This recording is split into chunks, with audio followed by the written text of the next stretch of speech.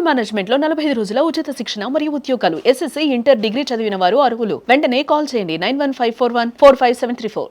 నమస్తే, welcome to Suman TV. మనతో మాట్లాడేందుకు మాజీ గ్రంథాలయ చైర్మన్ కేడెం లింగమూర్తి గారు ఉన్నారు. ఈరోజు అంటే ఒక 17వ వార్డులో కౌన్సిలర్గా కూడా వారు పోటీ చేయడం జరుగుతుంది. అంటే ప్రచారం ఎట్లా సాగుతుంది, ప్రభుత్వ పథకాలను జనాల్లోకి ఎట్లా తీసుకుపోతున్నారు, అసలు అంటే ప్రభుత్వంపై చాలా వ్యతిరేకత ఉందంటూ కూడా బీఆర్ఎస్ నాయకులు చెప్తున్నారు. అటు ఏం పథకాలు అమలు చేయలేదు 2 ఏళ్లలో అని చెప్పి బీఆర్ఎస్ నాయకులు అంటారు. మనతో పాటు లింగమూర్తి గారు అంటే అసలు ఏంటి అనేది కూడా మనం తెలుసుకున్నాం. నా ప్రచారం ముందుగా ఎట్లా కొనసాగుతుంది మీది వార్డులో? నమస్కారం. నేను హుస్నాబాద్ 17వ వార్డులో మున్సిపల్ ఎన్నికలలో ఇది ఎస్సీ జనరల్కు కేటాయించబడ్డది. ఇందులో నిలబడ్డ కాంగ్రెస్ పార్టీ అభ్యర్థిగా. నిన్ననే విడ్రాస్ కూడా కంప్లీట్ అయిపోయినాయి. 7 బరిలో ఉన్నారు. 9 మంది పోటీ చేస్తే 2 విడ్రా అయిపోతే 7 నిలబడ్డారు. 7 నాకు 2వ గుర్తు. ఇందులో ఇండిపెండెంట్లో 2-3 ఉన్నారు. అన్ని పార్టీలు కూడా ఉన్నాయి. సిపిఐ ఉన్నది, బీఆర్ఎస్ ఉన్నది, బీజేపీ ఉన్నది. తర్వాత ఆల్ ఇండియా ఫార్వర్డ్ బ్లాక్ కూడా ఉంది. ఈ 7 కొంత నేను సీనియర్ను. ఈ ఊరికి మాజీ సర్పంచ్గా పనిచేసిన, మొన్నటి దాకా గ్రంథాలయ అధ్యక్షుడిగా పనిచేసిన, కాంగ్రెస్ కార్యకర్తగా 42 సంవత్సరాల నుంచి నేను ఈ ఊళ్ళో పనిచేస్తాను. ఊరికి సంబంధించిన, ఈ నియోజకవర్గానికి సంబంధించిన అభివృద్ధి విషయాల మీద నాకు అవగాహన ఉన్నదని నా అభిప్రాయం. అంటే ఇప్పటి వరకు మీరు చెప్తున్నారు కదా, అంటే ఎంతోమంది ఎమ్మెల్యేలతోని కావచ్చు, ఎంపీలతోని కావచ్చు పనిచేసిన అనుభవం మీకు ఉంది. అప్పుడు చొక్కారావు గారి నుంచి వాళ్ళ శిష్యుడైనటువంటి పొన్నం ప్రభాకర్ దాకా కూడా మీకు ఒక సంపూర్ణ అవగాహన ఉంది హుస్నాబాద్ మీద. అంటే హుస్నాబాద్కి ఇంకా ఏమైతే హుస్నాబాద్ అభివృద్ధి చెందే విజన్ ఉంది ఇంకా హుస్నాబాద్కి? అంటే హుస్నాబాద్ అనేది 70 సంవత్సరాల నుంచి ఎటు 50 కిలోమీటర్ల దూరంలో, అంటే సిద్దిపేటకు 45-50, వరంగల్కు 45-50, కరీంనగర్కు 45-50. రాజకీయంగా ఇవన్నీ ముఖ్యమైనటువంటి ప్రాంతాలు. స్టేషన్ జనగాం తీసుకుంటే కూడా 50-55 మధ్య ప్రాంతం ఇది. ఈ ప్రాంతంలో సంవత్సరం వచ్చినప్పటి నుంచి ఇప్పటి వరకు శాస్త్రీయంగా అభివృద్ధి కాలేదు.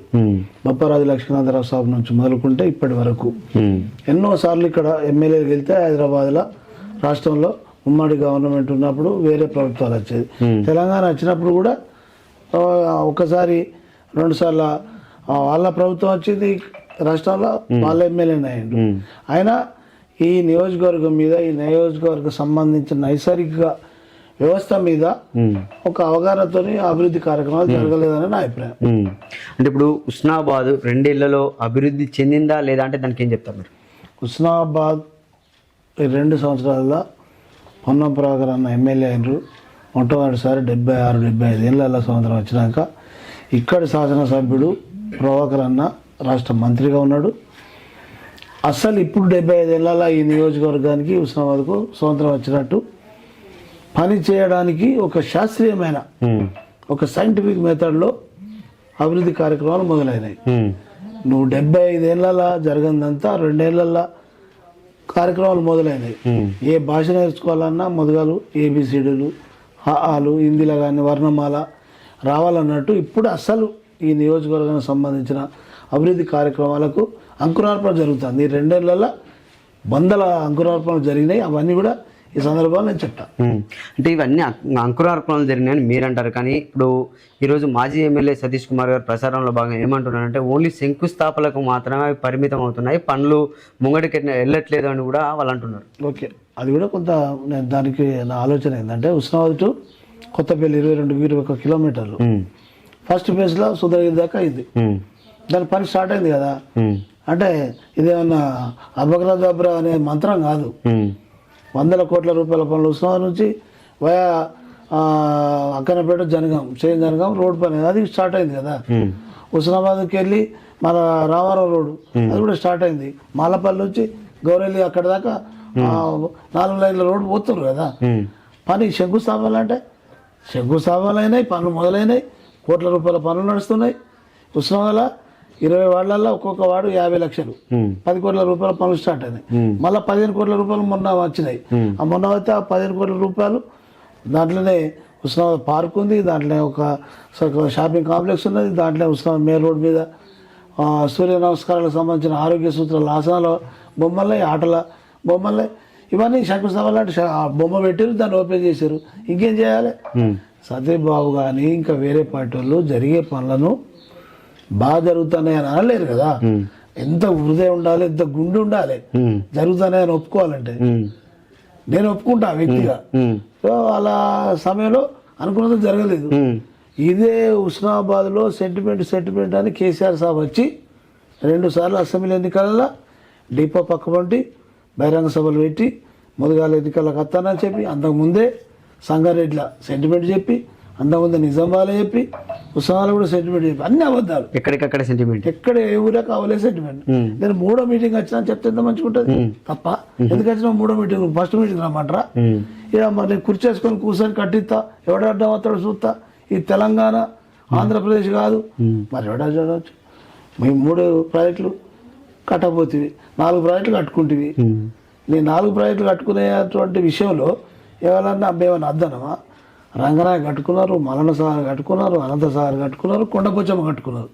మాకు శ్లోకాల లెక్క నోటికి అయిపోయినాయి కంఠస్థం. వాళ్ళు చేసిన తప్పులు, మంత్రాలు దేవాలయాలు చదువుతా అంటే శ్లోకాలు చదువుతా అంటారు చూడు, అట్లా అయిపోయినాయి. ఇక్కడ నేను గడిపెల్లి కట్టు వద్దన్న దేవులు, తొడపెల్లి కట్టు వద్దన్న దేవులు, తర్వాత గొర్రెలు కట్టుడు వద్దన్న దేవులు. 12.5 కిలోమీటర్ల సొరంగ మార్గం ఇంచుమించు 1000 ఫీట్ల లోతులకు వెళ్ళి 52 నిమిషాలు నేను లారీలో ప్రయాణం చేసిన. నీ మనుషులు దాన్ని చూసి రేలు చెప్పాలంటే పిల్లలుగా భయపడ్డారు. ఇప్పుడు కూడా నేను రెడీగా ఉన్నా. ఎవరైనా మీరు దిగుతారా? నేను అడుగున్నా, దిగుదాం చూద్దాం. మా టైంలో మొత్తం నీకు ఇన్ఫర్మేషన్ యాక్ట్ ప్రకారంగా ఏ టైంలో ఎప్పుడు వచ్చింది, ఎంత బిల్ వచ్చిందో నా దగ్గర ఒక 22-23 కేజీల వెయిట్ బ్యాగ్ ఉంటుంది. అది వాళ్ళ గవర్నమెంట్ ఉన్నప్పుడే తీసుకున్నా. ఎన్ని అబద్ధాలు ఆడినా అబద్ధాలు మాటల వరకే ఉంటాయి. ఒక్కరోజు మోసేయచ్చు, వెనకట ఏదో సామెత ఉన్నది. 2 రోజులు మోసేయచ్చు, 5 సార్లు చేయొచ్చు, 10 సార్లు. శాశ్వతంగా మనుషులను మోసం చేయరాదు. మీరు చేసేంత చేసారు, అయిపోయింది. మీరు 2 ఏళ్ళలో అభివృద్ధి జరగలేదు అంటారు. రాష్ట్రాన్ని మొత్తం సర్వనాశనం చేసి అప్పుల రాష్ట్రం చేసి చేతిలో పెట్టారు మీరు. మీకు 30-40 వేల కోట్ల రూపాయల మిగులు బడ్జెట్తో ఇస్తే కుక్క జ్వరం అయితే కూడా కేటీఆర్ సాబు డాక్టర్ని సస్పెండ్ చేస్తారు. కుక్క జ్వరంతో సస్పెండ్ చేస్తారా? దానికి ఇంజక్షన్ ఇప్పించాలా, మందు ఊపియాలా? కానీ అంత అహంకారమైన, అంత ఆవేశమైన, అంత దుర్మార్గమైన పాలన చేశారు కాబట్టి ప్రజలు గుర్తించి ఇలా కొట్టారు. తిహార్ జైల్లో, రాజమండ్రి జైల్లో ఎవరో పెడతారు, అయితే స్వతంత్ర సమరంలో పెడతారు. అంత మహా నరాంతకులను దేశం ఉంచులను పెడతారు.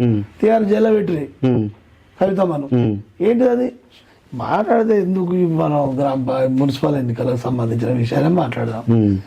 అంటే ఇప్పుడు అభివృద్ధి, హుస్నాబాద్ అభివృద్ధికి సంబంధించి ఎల్లమ్మ చెరువు కావచ్చు, ఇంకా ఇతర వాటి గురించి ఏం చెప్తారు? గత ప్రభుత్వంలో ఎల్లమ్మ చెరువు చాలా వరకు అది తడబాటుగానే నడిచింది పని మొత్తం. ఇప్పుడైతే వేగవంతం. చెరువు అనేది 6 కోట్ల రూపాయలతో డబ్బులు మంజూరు చేశారు. అది కేవలం ఏమన్నా అంటారు చూడు, కనీసం తేలి మాత్రం రానుడు పోయి పాము జోలికి పోయి పంచాయతీ తెచ్చుకున్నట్టు అనుభవం లేని వాళ్ళకు పనులు ఇస్తే వాళ్ళు మొత్తం మొరం లాంటిది మొత్తం పోసి, ఎల్లమ్మ చెరువు కట్టుడు కాదు, ఉన్న చెరువును మొత్తం డ్యామేజ్ చేసి 100,000 లక్షల గన్లు పడ్డాయి. అది మొత్తం టీవీలలో మొత్తం వాట్సాప్లలో పెట్టి దాని మీద పాటలే పెట్టి ఇవాళ 16-17 కోట్లతో అద్భుతమైన కట్టడాలు జరుగుతున్నాయి. దాంట్లో ఒక పెద్ద దాని మీద సుందరీకరణ పనులు జరుగుతున్నాయి. దాంట్లో బోటు భవిష్యత్తులో నడుపుకోవడానికి జరుగుతున్నాయి. తూము 24 గంటలు లీకేజ్ ఉన్నది. అది ఇప్పటి నుంచో ఈ 10 ఏళ్ళు కూడా లీకేజ్ ఉంటే చెప్తే పాత ప్రభుత్వం, పాత ఎమ్మెల్యే సార్ పెద్ద పట్టించుకోలేదు. మొన్న దానికి 2,45,00,000 రూపాయలు మంజూరు అయినాయి. తూము రిపేర్ కూడా ఉన్న తూము సీల్ చేసి కొత్త తూము కట్టాలి. అవన్నీ మంజూరు చేస్తే పైసలు మంజూరు అయితే లేవు, పనులు అయితే లేవు, శంకుస్థాపనలు చేస్తుండ్రు, పనులు జరుగుతున్నాయి. హుస్నాబాద్లో అంబేద్కర్ అమర సంఘం, ఆదర్శ అమర సంఘం, తర్వాత అంబేద్కర్ భవన్, తర్వాత వైశ్య భవన్, తర్వాత పద్మశాలి భవన్, ఇట్లా ఒక 10 కుల సంఘాలకు, తర్వాత మున్నూరు కాపు, తర్వాత కాపు, తర్వాత యాదవ భవను, రజక భవను, ముదిరాజ్ భవను, ఇట్లాంటి అన్ని 44 లక్షల రూపాయలు, ఒక్కొక్క 50 లక్షల రూపాయలు ఫస్ట్ ఫేజ్లో బేస్మెంట్ కట్టారు. కిటికీ లెవెల్ అయినాయి. ఆయన బేస్మెంట్ శంకుస్థాపన అంటే ఎక్కడనో కూర్చొని మనల్ని ఎవరో చెప్తే ఆ మాటలు ఇది మాట్లాడితే ఖచ్చితంగా అయితే. ఇప్పుడు ఈ మున్సిపల్ ఎన్నికల్లో మీరు కాంగ్రెస్ పార్టీ ఏ ఎజెండాతోని ముంగటికి వెళ్ళడం జరుగుతుంది ప్రజల్లోకి? హుస్నాబాద్లో వాళ్ళు టైంలో అభివృద్ధి జరిగిందని వాళ్ళు భ్రమపడ్డా అది శాస్త్రీయంగా జరగలేదు. ఒక్క రోడ్డు పోతే ఏడాది 6 నెలలనే ఏడుకాడికి పలిగిపోయి మొక్కలు అవుతా. ఇప్పుడు మేము వాడకి 50 లక్షలు మంజూరు చేసినాం. శాలెం బిల్డింగ్ కాంచి సందిరెడ్డి సబ్ బిల్డింగ్ దాకా వాళ్ళ వర్క్ అవుతుంది. ఒకసారి అది చూడరు. ఇవాళ అవసరమైతే సాయంత్రం ఒకసారి వీటిని చూపిస్తాం మీకు. ఆ క్వాలిటీ ఏంది, ఆ వర్క్ ఏంది, ఆ ఇసుక ఏంది, ఆ కంకర్ ఏంది. మనం ఎంత చేసుడు కాదు, ఇసుక క్వాలిటీ లేకున్నా అలా మట్టి ఎక్కున్నా రోడ్డు వలిగిపోతుంది. సిమెంట్ తక్కువ పోసినా వలిగిపోతుంది. అన్నీ కరెక్ట్ పోసి దాన్ని 15 రోజులు నార్పకున్నా స్లాబ్ అయినా రోడ్ అయినా పలిగిపోతుంది. దాన్ని స్టార్టింగ్ టు ఎండింగ్ దాకా దానికి ఉండాల్సినటువంటి పద్ధతులను మనం పాటించకపోతే కూడా కొత్త కొనుక్కున్నాం, దానికి డ్యామేజ్ కాకుండా మనం చూసుకోవాలి. నాకు కొత్త ఏం కాదని ఎడబడతాడు కింద పడి లేకపోతే దేని పడితే తగిలితే చినిగిపోతుంది, మాసిపోతుంది, ఖరాబ్ అవుతుంది. అట్లా వాళ్ళు చేసిన పనులని అట్లా అశాస్త్రీయంగా చేసినారని నేను అంటాను. శాస్త్రీయంగా చేసినారంటే ఒక్కొక్క పని ఒక లిస్ట్ పట్టుకొని రారు. ఈ ఎన్నికల తర్వాత మనం చూద్దాం. ఒక ఎక్స్పర్ట్ ఒకరోజు మొత్తం నేను చూపిస్తా. ముఖాముఖి అయితే మీరు నారాజ్ అయితే నేను పంచాయతీ అవుతా అనుకుంటే నా అభిప్రాయం చెప్తా. తర్వాత మీరు వచ్చి చూడని చేయరు. నేను కానీ మనం ఇప్పుడున్న మంత్రి పొన్నవన్న కానీ ఒక పని చేస్తే, ఒక పని శంకుస్థాపన చేస్తే అక్కడ ఏం జరుగుతుంది, ఎట్లా జరుగుతుంది, ఎంత లోతు గుంతలు తీయాలి, ఎంత లోతు పిల్లర్లు వేయాలి, ఎంత రోజు బేస్మెంట్ కట్టాలి, ఎంత లోతు కట్టుకొచ్చి బలంతి నింపాలి, ఆ రోడ్డుకు ఎంత ఎత్తు కట్టాలి, ఎత్తు కట్టినప్పుడు ముంగట ఎంత సెట్ బ్యాక్ ఉండాలి, కార్ పార్కింగ్ కూడా ఎంత వెనుక పెట్టుకుంటట్టు సెట్ బ్యాక్ ఉండాలి. ఇన్ని విషయాలు ఆలోచిస్తే కదా రోడ్డు మీద మొత్తం ఇల్లు కట్టినాయి, మొత్తం వాళ్ళు ర్యాంపులు పెడితే వాళ్ళు రోడ్డుకు పోవడం అంతా వచ్చాయి. ఇప్పుడు ఏం చేస్తావు, వాళ్ళ అయితే రోడ్డు మొత్తం అవైనా కూలగొట్టాలి, అవి కూలగొడితే వాళ్ళు ఇళ్ళ నిచ్చెలు వేసుకొని స్టూల్ వేసుకొని ఎక్కాలి. అది కరెక్టా? ఇవన్నీ ఉన్నాయి ఇట్లా. అంటే ఇప్పుడు బాకీ కార్డులు పట్టుకొని మరి మున్సిపల్ ఎన్నికల్లో చాలా మంది బీఆర్ఎస్ నాయకులు తిరుగుతారు. దాని గురించి ఏం చెప్తారు లాస్ట్గా? బాకీ కార్డులు ఏమున్నదే, అప్పుడు కాంగ్రెస్ ప్రభుత్వం రావాలని 6 అంశాలు, దాంట్లో 6 గ్యారంటీలు 13 అంశాలు ఉన్నాయి. అందులో ఏమున్నది, ఫ్రీ కరెంట్ ఇస్తామన్నారు, 200 యూనిట్లు ఇస్తారు, ఫ్రీ బస్ ఇస్తారు, తర్వాత సన్న బియ్యం ఇస్తారు, రేషన్ కార్డులు ఇస్తారు, తర్వాత ఫ్రీ బస్సే కాదు మహిళా సంఘాలకు బస్ ఓనర్లు అని చెప్తారు. 2 లక్షల రుణమాఫీ చేయించారు. ఇలా కొంతమంది కాకపోవడానికి కారణాలు ఉన్నాయి. ఇలా ఆ ఇంట్లో ఏదో వేరే లోన్ ఉంటే అది ఉంటే ఒక 100-200 రూపాయలు ఉంటే కూడా అవి ఆగినాయి. ఆగితే అవన్నింటినీ మళ్ళీ సక్రమం చేయడానికి ఎన్నికలు, లేకపోతే గ్రామ పంచాయతీ ఇంకా ఎన్నికలైనాయి, ఎంపీటీసీ జడ్పీటీసీ ఎన్నికలైనా ఆప్షన్ కూడా అవుతుంది. 2 నాకు తెలిసి, ఒకటి మహిళలకు 2500 ఇవ్వాలి, వికలాంగులకు ఇవ్వాలి, తర్వాత పెన్షన్లు కేసీఆర్ ప్రభుత్వం ఆపిపోయింది, అవి కూడా సైట్ ఆపిపోయింది కదా.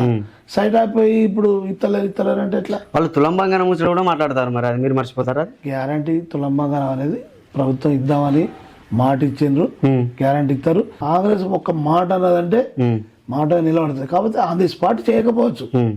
రాష్ట్ర ప్రభుత్వం ఇప్పుడు లక్షలాది రూపాయలు సీఎం రేవంత్ రెడ్డి సాబే చెప్పే ఏమని, కేసీఆర్ సాబ్ మొత్తం అప్పుల పాలు చేసిండని. ఒక నెలకు 18,000 కోట్ల రూపాయలు వస్తే అవి అన్నింటినీ ఇన్స్టాల్మెంట్ ఎట్లా కడతారు, ఈ ఈఎంఐలు, తర్వాత ఎంత మిగులుతున్నాయి, 6,500 కోట్లు మిగిలితే అవి రోజువారీగా మనకు జేబులో 100 రూపాయలు వేసుకొని పోతే ఛాయ్ సిగరెట్ తాగి ఎదురుగా కనపడ్డలు పాన్ తినే, లేకపోతే అవతల వాళ్ళకి ఏదైనా అవసరం ఉంటే ఒక కూరగాయలు పట్టుకొచ్చడానికి చిల్లర జమల ఖర్చులు లెక్క ఒక నెలకు 6,000 నుంచి 8,000 కోట్ల రూపాయలు అవుతున్నాయి. ఏమైనా అక్కడికి చేసిండ్రా? గ్యారంటీ తులం బంగారం అనేది ఎప్పుడైతే కాంగ్రెస్ మాట ఇచ్చిందో, రాహుల్ గాంధీ గారు మాట ఇచ్చారు, దాని ప్రకారంగా ఇచ్చుడు ఉంటుంది. దాని ఇత్తలేరని వాళ్ళనుడే అవుతుంది. గ్యారంటీ ఇచ్చుడు తప్పది, కాంగ్రెస్ అన్నది ఇస్తుంది. ఇక ఆఖరిగా ఉస్మానాబాద్ మున్సిపాలిటీ ప్రజలకి, మీ వార్డు ప్రజలకి ఏం చెప్తారు మీరు? ఉస్మానాబాద్ ప్రజలకి ఏం చెప్తున్నాం అంటే, నమస్కారం ప్రత్యేకంగా 20 వార్డులల్లో 20 మంది కౌన్సిలర్లు పోటీ చేశారు. ప్రత్యేకంగా రాష్ట్ర ప్రభుత్వం ఉన్నది, 2 సంవత్సరాలు అయింది. ఈ 2 సంవత్సరాల్లో ఏమేమి చేయగలుగుతుందో కొంత వాతావరణం మీకు తెలిసింది. ఇంకా 3 సంవత్సరాలు ఉంటుంది. 3 సంవత్సరాలు ఇప్పుడు 543 ఇండ్లు నడుతున్నాయి, ఇందిరమ్మ ఇండ్లు. మీ వాళ్ళ టైంలో డబుల్ బెడ్రూమ్ అన్నారు. డబుల్ బెడ్రూమ్ కూడా వర్ణించి అద్భుతమైన స్పీచ్లు ఇచ్చి మళ్ళీ ఆగం పట్టించండి కేసీఆర్ సార్. బిడ్డ ఎత్తి ఎక్కడ పడుకుంటారు, అల్లుడు ఎత్తి ఎక్కడ ఉంటాడు, కోళ్ళు ఎడ కప్పుతావు, మేకడ కట్టేస్తావు, ఇవన్నీ చెప్పి అగ్గిపెట్టి ఇల్లు కట్టారు. అగ్గిపెట్టి ఇల్లు కట్టినంటే ఇలాగా మొత్తం 10 ఏళ్ళ నుండి ఒక ఉస్మానాబాద్ నియోజకవర్గం మొత్తం ఎంటర్ ఉస్మానాబాద్ నియోజకవర్గానికి 290 ఇల్లు ఇవ్వలేదు. ఒక ఉస్మానాబాద్కే ఫస్ట్ 170 ఇల్లు, మొన్న 372 ఇల్లు, 543 ఇల్లు ఇప్పుడు నడుస్తూ ఉన్నాయి. ప్రతి వార్డులో కాంగ్రెస్ కార్యకర్తలను నాయకులను నిలబడ్డరు. వాళ్ళని గెలిపియండి, చేయి గుర్తు కోటేపియండి. నేను 10 ఏళ్ళు నిలబడ్డా, 10 ఏళ్ళు కూడా నన్ను గెలిపియండి. నేను 40 సంవత్సరాల్లో నా క్యారెక్టరు, మా పార్టీ క్యారెక్టరు, మా ఇప్పుడు పొన్న ప్రోగ్రాం ఎంత కష్టపడతాడు అనేటువంటి విషయాలు మీరు అంతా చూస్తూ ఉన్నారు.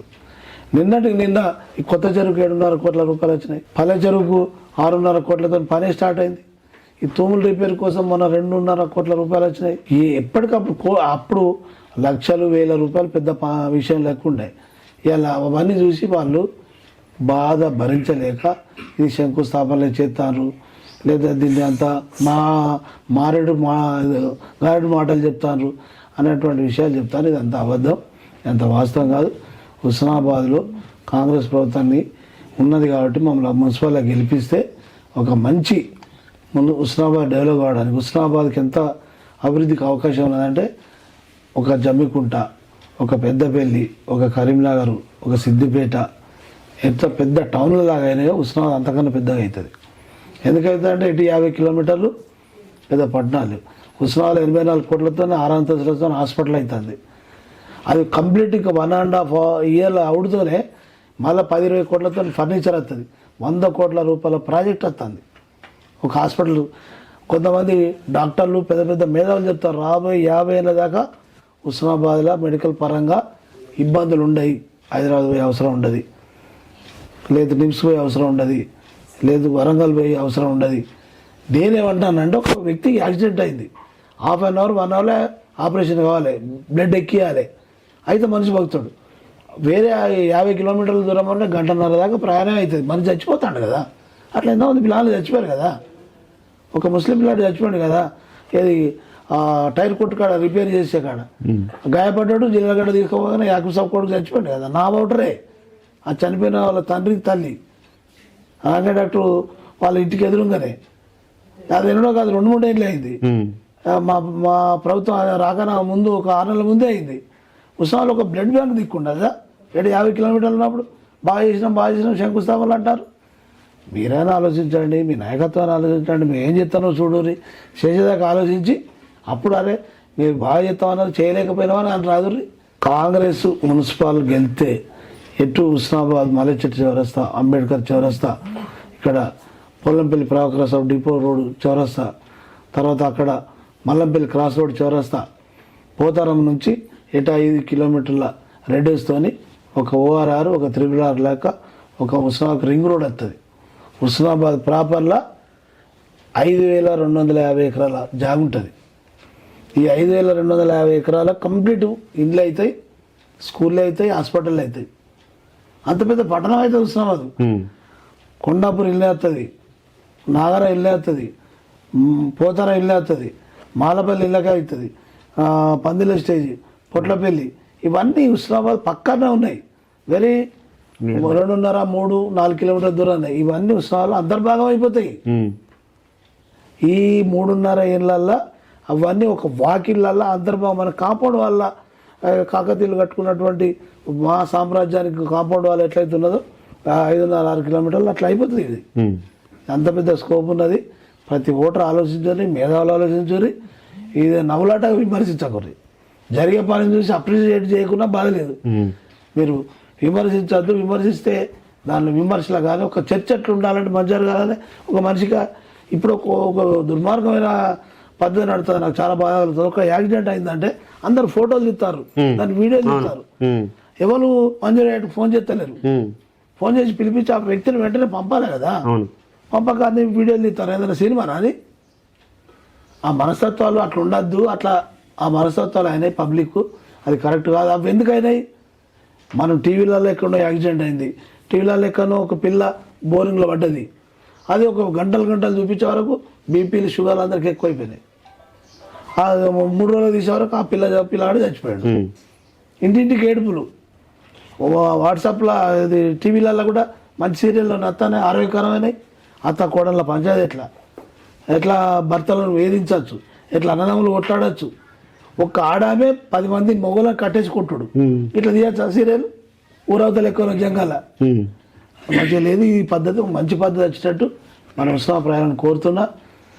నేను ప్రత్యేకంగా రిక్వెస్ట్ చేస్తున్నా. ఈ ఉస్మానాబాద్లో 40 సంవత్సరాల నుంచి ఈ ఊరి వ్యక్తిగా నాకు ఒక 50-60 సంవత్సరాలున్నాయి. అన్ని పార్టీలను అన్ని సిద్ధాంతాలను నేను గౌరవిస్తా. ప్రతి వ్యక్తి నేను ఎక్కడ కలిసిన నమస్తే అంట.